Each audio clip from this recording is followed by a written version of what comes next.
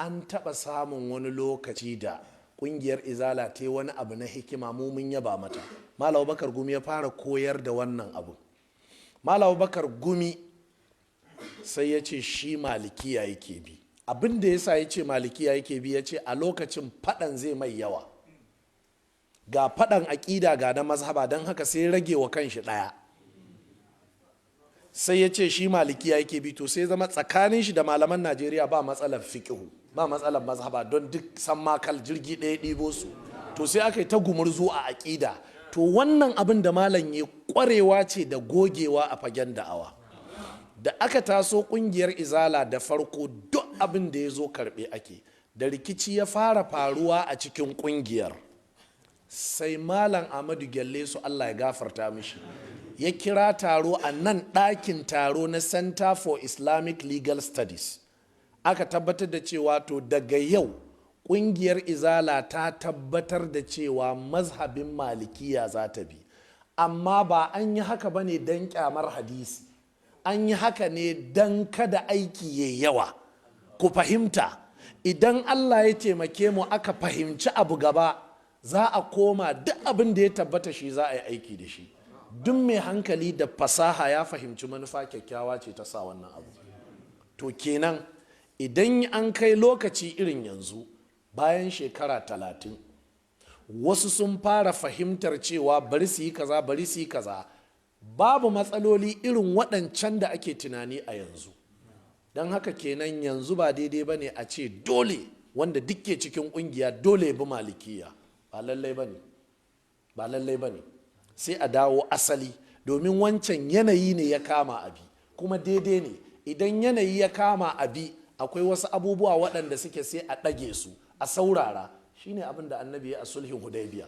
In ba haka ba yaya annabi zai taho umra wani arne ya hana shi, ba sai a yi gumurzu ba? Amma sai annabi ya ce a saurara sallallahu alaihi wasallam, a koma.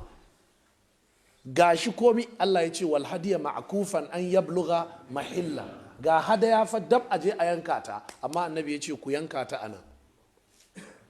To akwai maslaha da takan sa a yi abu, to idan maslahar ta wuce to sai a ɗauki abu. Don haka gaskiyar lamari, kar a yi faɗa da wani wanda zai ɗauko hadisi ya ce abi, ko kaɗan bai cancanta a yi faɗa da shi ba. Amma shi kuma ya kamata ya lura da inda ya samu kanshi da kuma yanayin da ya samu kanshi. Yasa so da dama matasa in sun ji kasusuwa na da muke a Zaria ko a Muciya, in muka je garinsu sai su ce irin wannan suke so a yi, sai in ce a'a, baka san ba ta kashin da aka shawo ba kafin a fara yin irin wannan, ba a kai haka ba a garinku. Shi kawai tun da ya ji kaset gani yake ko ina ma a je a yi irin wannan kaset din. A'a, ko ina akwai irin yadda ake gudanar da su. Saboda haka in ka samu kanka a yanayin da kana buƙatar ka fahimtar da su abu, akwai yanayin da zai kama jama'a bari ku ji. Fatawa ce za mu tashi ga hadisi, wani lokacin sai mu ɗauko littafin fiƙihu mi, saboda mun san cewa abin da littafin fiƙihun ya faɗi ya yi daidai. Misali, na je ina wa'azi a nan government da yau kusan shekara 12, sai aka yi min tambaya ina hukuncin shafa akan safa, sai na ce ba laifi. Sai na zauna, sai wani malami ya zo wurin, irin malamai ne na soro, sai ce amma ala gafata malam, shafa akan huffi akan safa ya saba wa mazhabin malikiya. Sai na miƙe na ce akarmakallahu, yo ai ni da kai we are on the same page, ni ma malikiyan ne ai na faɗa. Ya ce ab a ina? Na ce a cikin lawali ne. Ya ce ab alhamdulillahi. Ina fata an gane. Kaga a nan yanzu da na ce a cikin sunan Tirmidhi da Abu Dauda sai mu ta jayayya, amma magana tana nan a cikin lawali. Ya ce ana shafa akan safa. Daga nan cikin garin Zaria wani ya taɓa tasowa da daɗewa kusan shekara 17, dattijo ne.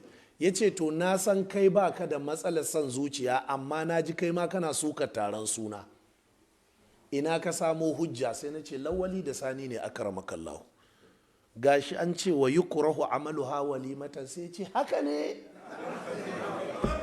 we are on the same page. Na fata an gane.